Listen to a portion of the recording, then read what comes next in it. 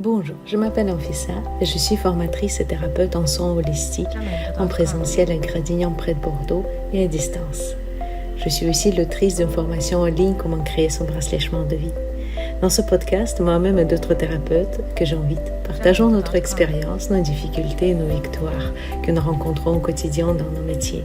Ma mission est de vous guider pour éclore et rayonner votre soi intérieur. Bonne écoute! Bonjour mes chers thérapeutes et ceux qui souhaitent le devenir. Le thème de notre épisode d'aujourd'hui, c'est bilan de l'année. Vous avez sûrement déjà vu énormément de podcasts sur ce thème-là, mais je sais aussi que souvent les thérapeutes énergéticiens ne sont pas très fans de ce genre de choses. Et pourtant, c'est très intéressant.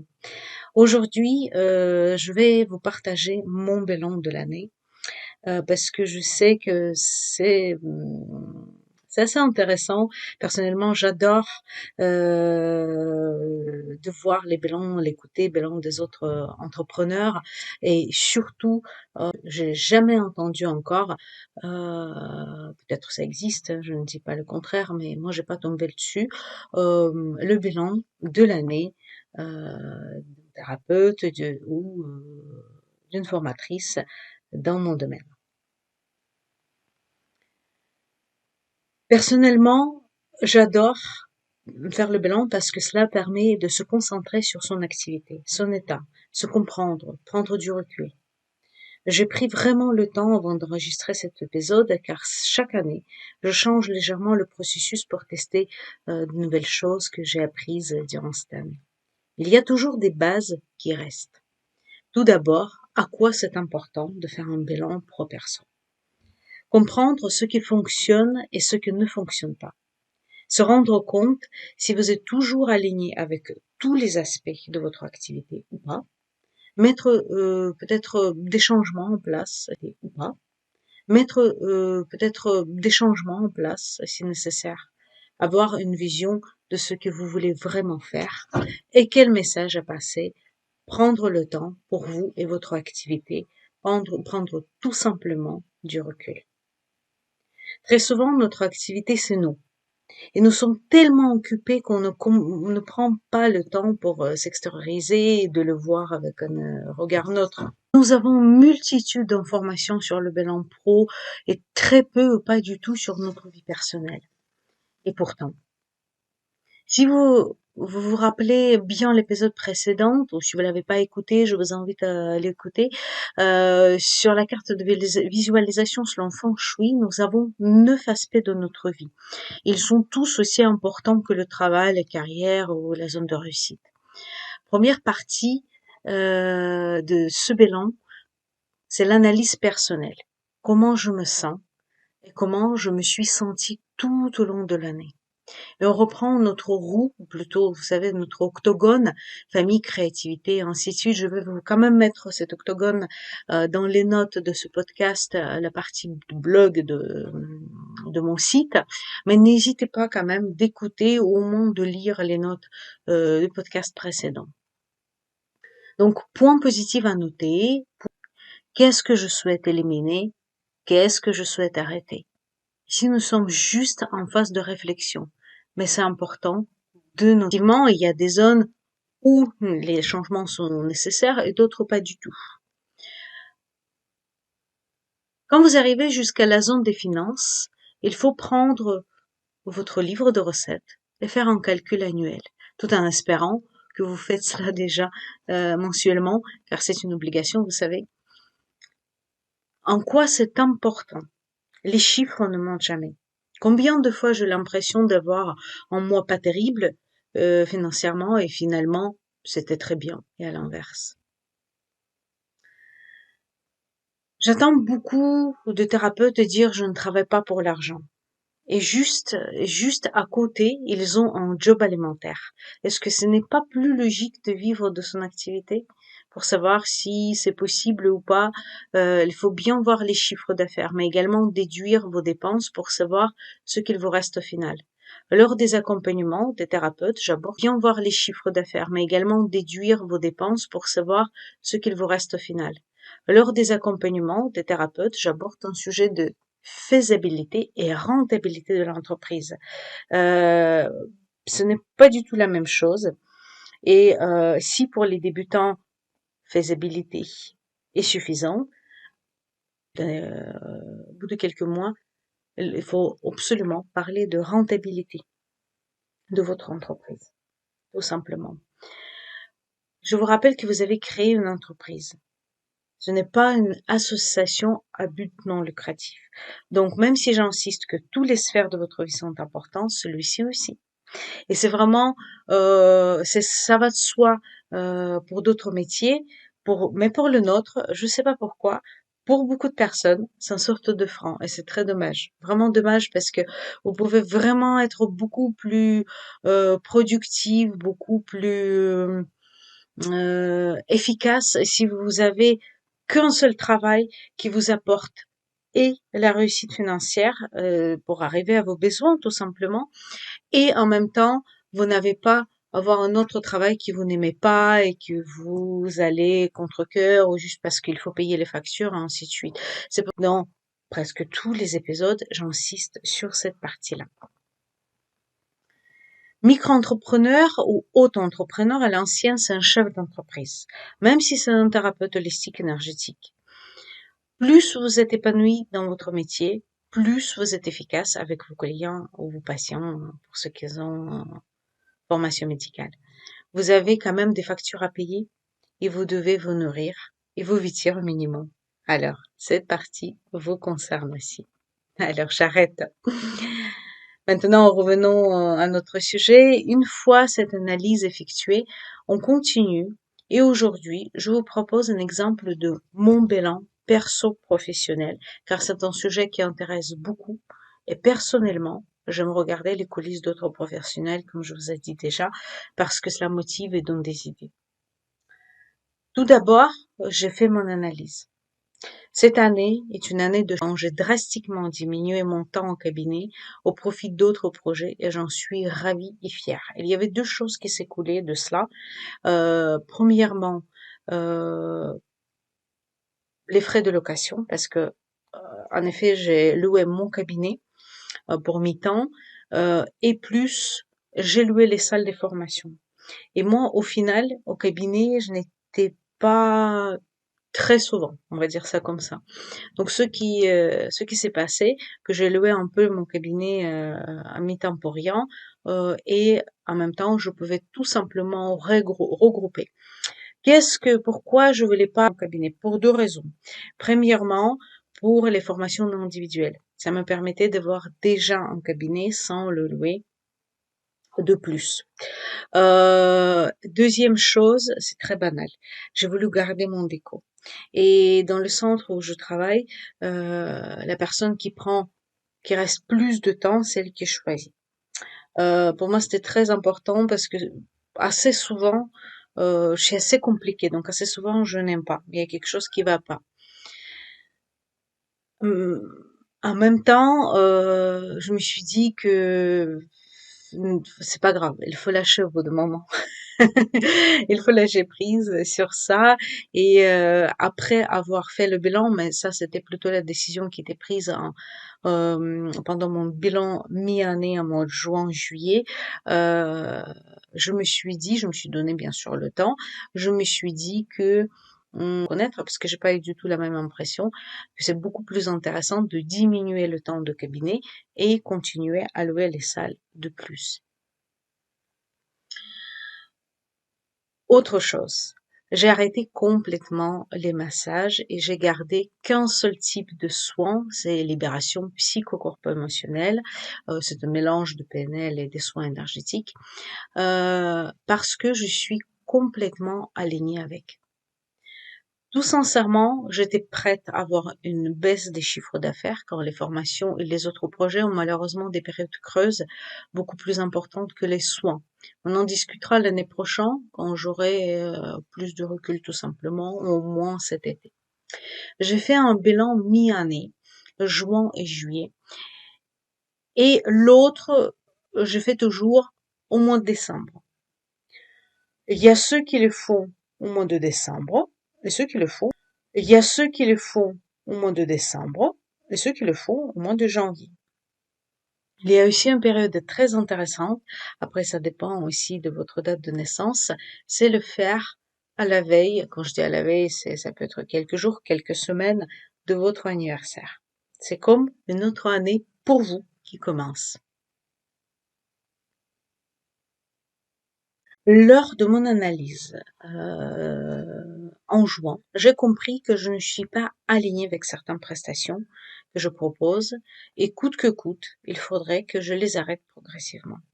Par conséquent, mon bilan de fin d'année était beaucoup plus calme et je me sentais très bien. Je voudrais m'arrêter là-dessus. Pourquoi j'ai arrêté les massages? Ça marchait très bien. C'est quelque chose de quoi je vous parlerai dans un autre épisode. Pourquoi? Parce qu'il y avait quelque chose qui m'a dégoûté des massages. Et c'est bête. Sincèrement, c'est bête. C'est pour ça que je pensais de vous faire un autre podcast, notre épisode de podcast là-dessus, pour vous mettre en garde. C'est souvent les débutants qui ont cette problématique-là. Je vous parlerai à part. Je veux juste dire que pour moi, je n'étais plus alignée, je ne pouvais plus continuer. Vous faites quelque chose. Et surtout parce que massage, ça reste quand même un massage énergétique. Que vous n'êtes pas aligné, non, c'est non. Pour moi, c'est non. Il faut arrêter tout de suite. Bon, tout de suite, c'était un peu plus compliqué parce que j'ai eu des cartes cadeaux et j'ai eu tout simplement les forfaits. Ça veut dire que les personnes qui viennent toutes les semaines, régulièrement, se faire masser. Donc moi, je les ai prévenus en avance. J'ai diminué, je ne faisais plus aucune promotion, donc naturellement, il y avait beaucoup plus moins de clients par rapport à ça. Et comme ça, j'étais plus ou moins alignée pour finir et en plus, j'ai eu la motivation. Et sincèrement, j'ai pris vraiment plaisir de finir cette année, de masser mes clients, de vraiment, c'était dans un autre cadre. Donc quand même, ils ont eu des bonnes prestations. Moi, la décision était prise.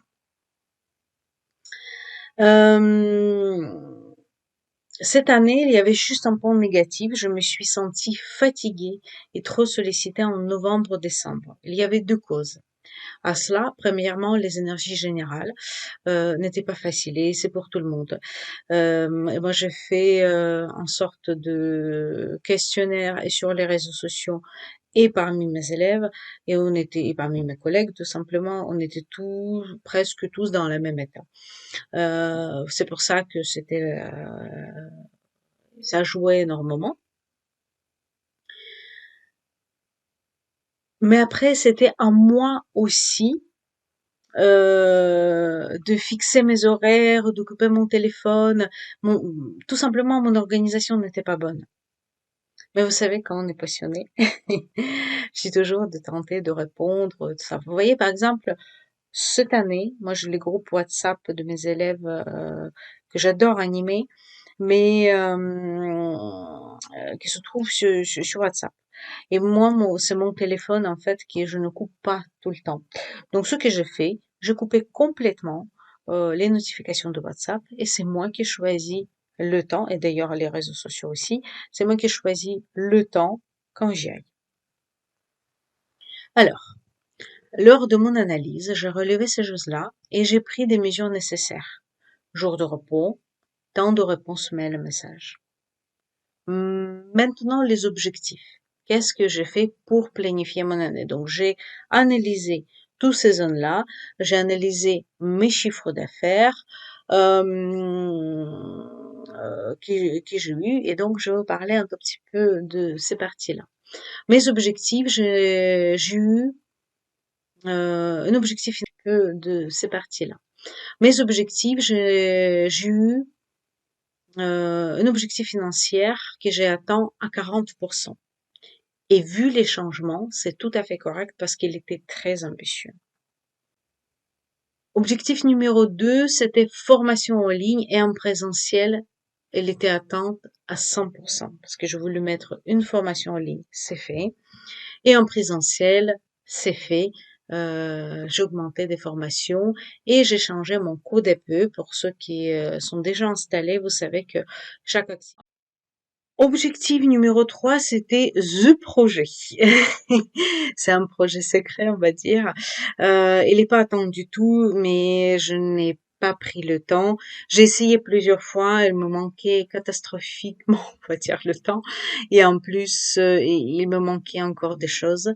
Donc, on va dire que je me suis avancée dessus, mais je l'ai pas fini. Objectif numéro 4, c'était podcast, de sortir mon podcast. Il est bien sorti en mois de septembre. Donc il était à temps à 100%. C'est parfait. C'est pas la bonne date que j'ai mis. Maintenant, je ne mets plus de date cette année, parce que moi, précédemment, je mettais style pour le 1er février, pour le 1er mars, ainsi de suite. Là, non. Moi, je mets maintenant 31 décembre de l'année prochaine. Donc, c'était pas la bonne date, mais on va dire. Donc, podcast, à temps 100%.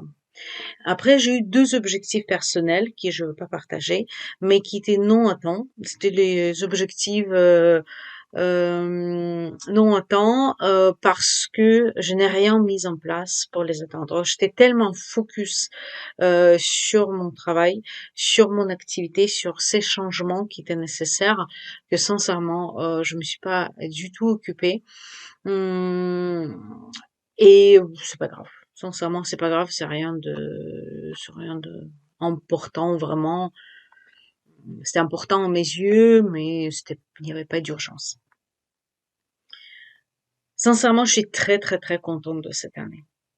Sur ma roue feng shui, j'étais concentrée surtout sur les connaissances, la carrière et la famille. Équilibre dans la famille, équilibre entre ma vie professionnelle et ma vie personnelle. Équilibre entre ma vie professionnelle et ma vie personnelle.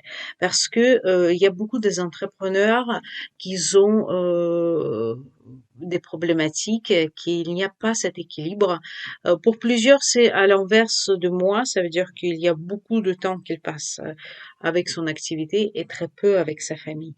Moi, c'est au contraire, mon organisation veut, je vous ai jamais parlé, mais j'ai une organisation très particulière par rapport aux enfants et ça me prend énormément de temps et c'est moi qui s'occupe de ça et je le veux. C'était une des raisons pourquoi je me suis mise à mon compte. Donc c'est pour ça que je passe beaucoup de temps et moi, c'est au contraire, je ne travaille pas assez à mes yeux. Mais bon, c'est comme ça, c'est un choix, je fais la paix avec ça.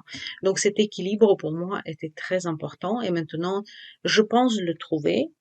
Il n'y a rien d'immuable, donc tout peut changer, mais pour l'instant, ça va. Sincèrement, ça va. Il y a des choses que je peux pas changer. Par exemple, la route, j'amène mon fils assez loin à son établissement scolaire et c'est quelque chose qui me prend énormément de temps avec des bouchons et c'est quelque chose que je ne peux pas changer. Donc c'est pour ça que je fais autrement. Pour vous donner un exemple, ça peut vous donner une idée. Par exemple, comme je passe beaucoup de temps sur la route, j'écoute les podcasts ou j'écoute les livres ou j'écoute les conférences. Donc vous voyez, on peut toujours Mmh, comment dire? Utiliser ce temps pour les choses intéressantes et pour les choses utiles tout simplement. Parfois, tout simplement à réfléchir et on va dire faire rien, de se reposer et d'être dans l'état, de flow. Maintenant, 2023, hem je vous ai pas parlé peut-être de chaque partie de mon roue, des connaissances par exemple. Je sais pas, est-ce que ça vous intéresse? Peut-être je ferai l'année prochaine. Je sais pas, est-ce que c'est vraiment intéressant? Si je vous donnais un exemple de des formations, par exemple des connaissances, j'ai lu certains livres que j'ai notés. C'était et sur développement spirituel, sur l'énergétique, mais également sur le développement personnel. Et par exemple, sur les connaissances, j'ai fait mon praticien PNL, j'ai fini puisque je l'ai commencé l'année précédente. J'ai fini, j'ai mis en place tout cela. J'ai fait des formations que je veux le faire, notamment Reiki Karuna et Analekashik. Donc j'ai fait la formation des annales akashiques, notamment, donc ça peut être, voilà, ça faisait partie des connaissances que je voulais acquérir et je les ai acquis, donc c'est parfait, tout simplement. En sachant que ma carte de visualisation, ce n'est pas une carte sur une année, c'est une carte sur plusieurs années. Donc il y a beaucoup plus de choses. Alors, maintenant passons aux objectifs de l'année 2023. J'écris 4. Par contre, j'exploite les autres zones aussi, même s'ils ne sont pas prioritaires. Par exemple, ma famille est aussi importante. Juste que je ne veux pas, par exemple, augmenter le temps passé avec, ou je n'ai pas forcément de changement prévu dans cette zone-là. Ça me va comme ça. Donc c'est pour ça que je ne les mets pas dans mes objectifs. Mais par exemple sur ma carte de visualisation, vous avez les photos de ma famille et mes parents et ma famille avec mon compagnon et les enfants. Donc c'est vraiment quelque chose que je ne vais pas toucher cette année. Peut-être il y aura le changement naturel, mais en tout cas, il n'y a pas de quelque chose prévu vraiment des changements. Donc c'est pour ça que moi je vous parle pas forcément, mais j'exploite toutes les zones. Moi je me mets surtout 4 objectifs et après les autres choses peuvent se faire naturellement tout simplement. Objectif numéro 1, c'est le nombre de chiffres d'affaires, nombre de clients, élèves de cette année. Je vous partagerai pas le chiffre, c'est quelque chose pour moi personnel. Je ne souhaite pas, mais il y a un document sur Notion, j'utilise Notion pour ça. Il y a un document sur Notion, j'utilise Notion pour ça, qui où c'est fixé et où c'est vraiment marqué. C'est très important. Objectif numéro 2, c'est tripler la taille de ma communauté. Ça veut dire que c'est Instagram, euh, ma liste de mails, mes élèves, et ainsi de suite. C'est quelque chose qui me tient vraiment à cœur. Objectif numéro 3, c'est me concentrer sur la partie en ligne, continuer sur des formations en présentiel, mais en présentiel, je veux pas normalement, il y a une formation, si tout va bien, qui va se rajouter, plutôt en deuxième partie de l'année. Mais par contre, le reste, ça va rester comme il est. Je veux pas forcément augmenter. Si ça va se passer naturellement, tant mieux. Je veux par contre travailler partie en ligne. C'est quelque chose que j'aime beaucoup. Pourquoi? Il n'y a pas de question de fainéantisme ou passivité, pas du tout. Euh, Moi-même, personnellement, j'ai goûté, on va dire ça comme ça, aux formations en ligne. C'est tellement confortable d'être chez soi et d'apprendre à mon rythme. Donc, c'est ça que j'ai envie de transmettre aux autres. Et puis, surtout, avoir la possibilité de revoir les vidéos, de réécouter les formations après. On oublie, c'est impressionnant combien d'informations on oublie. Et pour moi, c'est super important, c'est beaucoup plus efficace. Je sais que beaucoup d'entre vous pensent que l'énergétique en ligne, c'est pas la même chose. C'est la même chose, exactement. Vous n'avez peut-être pas de le toucher, mais dans ce cas-là, on peut toujours aller faire une séance de Reiki ou Lao-Chi et de toute façon, vous allez pratiquer parce que vous allez avoir les vidéos tout simplement. Et puis il y a des formations qui sont tellement théoriques, comme par exemple les pierres, l'éthothérapie, que c'est même pas la peine de les avoir. Ça change rien d'avoir quelqu'un en face parce que il y a énormément de formations théoriques et vous vous fatiguez et surtout vous n'avez plus votre cerveau n'arrive plus à apprendre toutes ces informations et c'est même pour moi un point négatif. D'où vient cette côté développer la partie en ligne et c'est surtout pas un fainéantisme parce que la partie en ligne et c'est surtout pas un fainéantisme parce qu'après chaque formation en ligne, je propose toujours les rendez-vous par Zoom euh, pour répondre à toutes vos questions et s'il faut, moi j'ai le temps au cabinet, pour certaines personnes qui sont sur Bordeaux, c'est possible aussi de me voir un réel, on va dire. Donc c'est pour ça qu'il y a le travail, le soutien après, quoi qu'il arrive. Mais par contre, vous allez avoir, en tout cas à vie de mon entreprise, des formations enregistrées. Et objectif quatrième, il est personnel. Donc je ne pense pas que c'est intéressant pour vous, c'est pas pour vous faire une intrigue, de le partager, tout simplement, parce que c'est quelque chose qui me touche personnellement et ce n'est pas forcément intéressant pour vous, il y a rien de, voilà. Voilà mes 4 objectifs. Je voulais pas faire 10, il faut être concentré. Et puis, au niveau des connaissances, cette année, j'ai mis que des livres. Je ne pense pas faire des formations, sauf si ça me tombera dessus.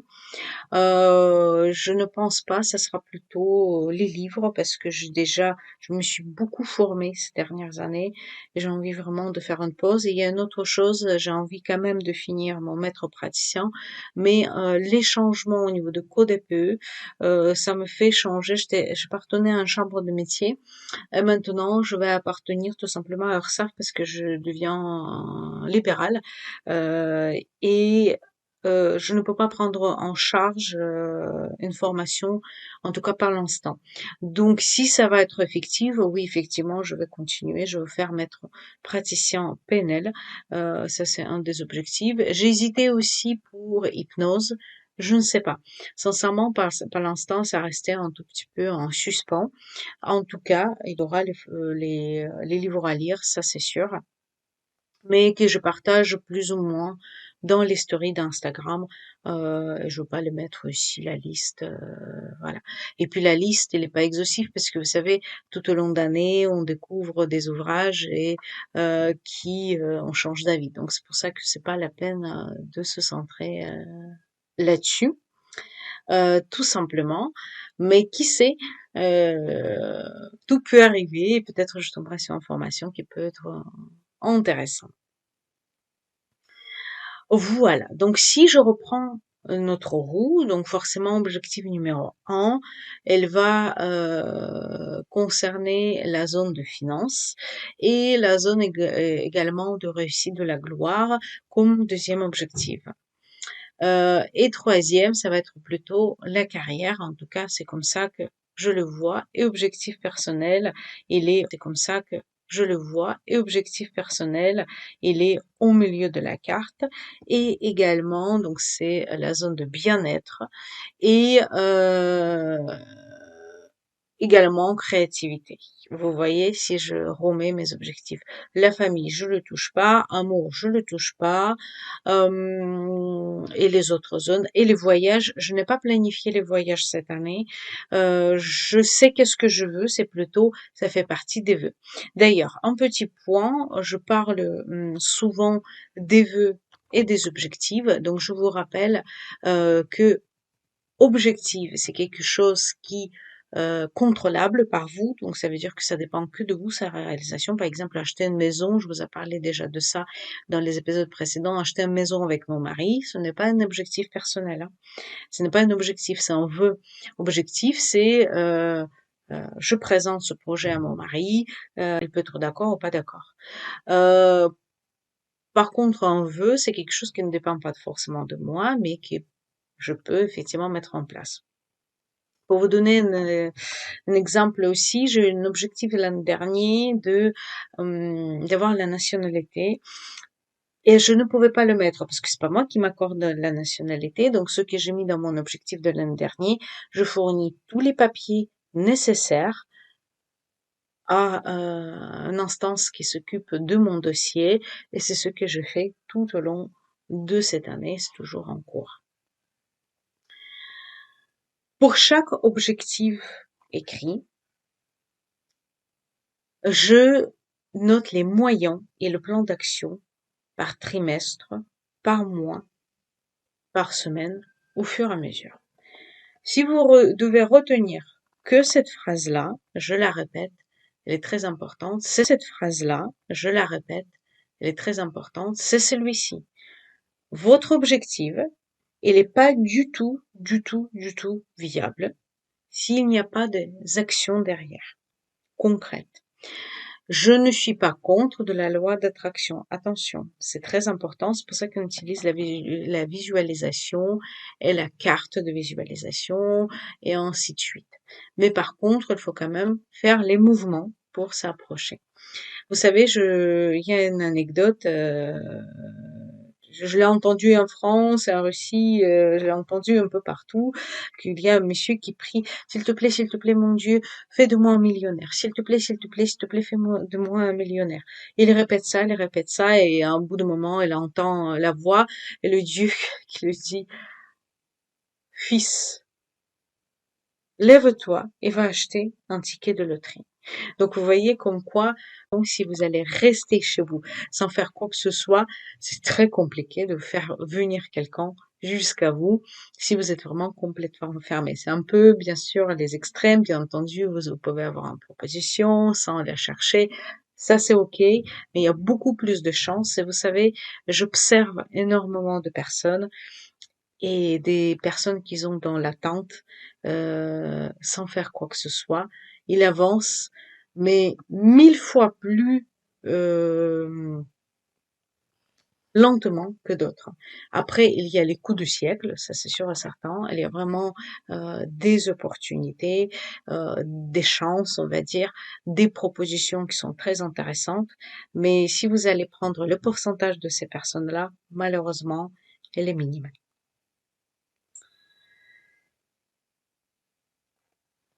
Les objectifs sans action, malheureusement, ne fonctionnent très bien, même en utilisant la loi d'attraction. Puis, je visualise tout cela en utilisant mon tableau de la visualisation selon Feng Shui, mais si ce n'est pas noté, comment vous allez savoir que vous êtes enfin arrivé à faire ce que vous souhaitez? Et puis, je vous ai parlé aussi des vœux, donc des souhaits. Les souhaits, je les garde justement pour la loi d'attraction. Il ne dépend pas de moi, donc je serais très heureuse si ça se réalise. C'est justement là que la loi d'attraction, pour moi, est le plus efficace à mon sens, et que c'est là qu'on peut avoir des opportunités.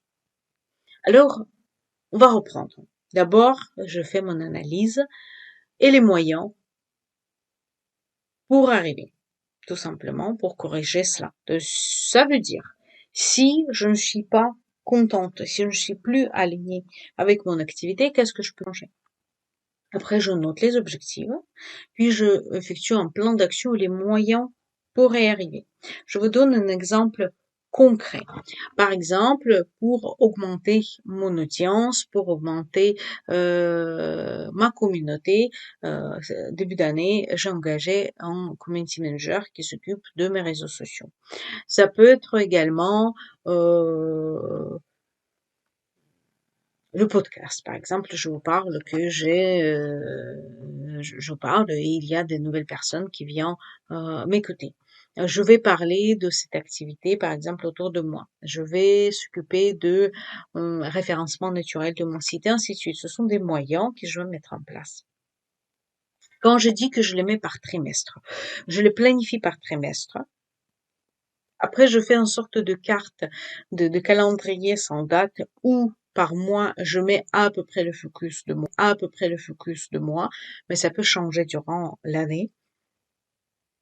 Et tous les dimanches, je planifie ma semaine.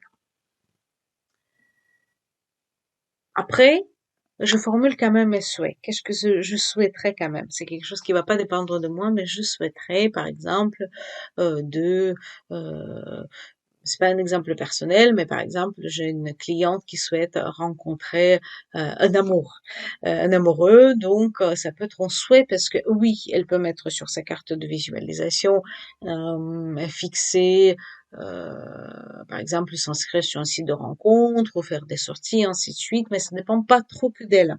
Donc c'est pour ça que ça reste un souhait. Ou par exemple, je voudrais que mon enfant fasse des études et ça peut être juste un souhait parce que je peux pas fixer un objectif à sa place. Et puis, je vais remettre, si c'est toujours pas objectif, à sa place.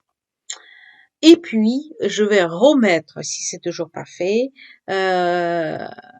mes objectifs sur ma carte de visualisation. Et vous, comment cela se passe pour vous? Analysez-vous votre année, fixez-vous vos objectifs. N'hésitez pas de me dire, vous pouvez m'envoyer par exemple un message sur Instagram, vous pouvez m'envoyer via partie contact sur mon site. Ça m'intéresse vraiment parce que c'est comme ça qu'on apprend aussi, c'est comme ça que j'apprends en écoutant des autres et je fais des changements tous les ans. Bientôt va sortir une formation gratuite qui va s'appeler la carte de visualisation, qui va et comment fixer les objectifs. Ça va aller un peu plus loin. C'est un tout petit peu comme dans le podcast, mais ça va être beaucoup plus concret et beaucoup plus poussé. Parce que dans le podcast, donc je vais vous annoncer ça. J'espère bientôt. Normalement, je le planifie de finir ce mois-ci, surtout qu'il est presque prête, mais j'ai encore des choses à faire et bientôt elle sera disponible gratuitement. Et voici pour aujourd'hui. Et si ces informations étaient intéressantes, partagez-les avec votre entourage. Vous pouvez également partager mon podcast dans les stories Instagram. Ça me fera de grande aide. Et surtout, je fais ça pour vous, tout simplement, je partage mon expérience personnelle avec vous. C'est de bon cœur. Euh, Ça me fera vraiment plaisir si ça peut vous être utile. Pareil, si vous avez des idées de thèmes, de podcasts qui vous intéressent, c'est avec un grand plaisir. Le thème du prochain podcast, ça va être le partenariat, parce que quand on dit par les organismes, par les entreprises, pardon, pour faire le partenariat, comme Groupon, Méducine, Doctolib, et ainsi de suite. Donc, je vais vous partager dans 2 semaines, tout simplement, et mon expérience et l'expérience de mes collègues sur le partenariat et qu'est-ce qu'il faut prendre en compte si on décide de faire un partenariat avec d'autres professionnels. Je vous souhaite une belle semaine, c'est 2 belles semaines, et on se revoit dans 14 jours, toujours lundi. C'était Anfissa, formatrice et thérapeute en soins holistiques, pour vous accompagner dans votre parcours. Je vous embrasse et je vous dis à bientôt.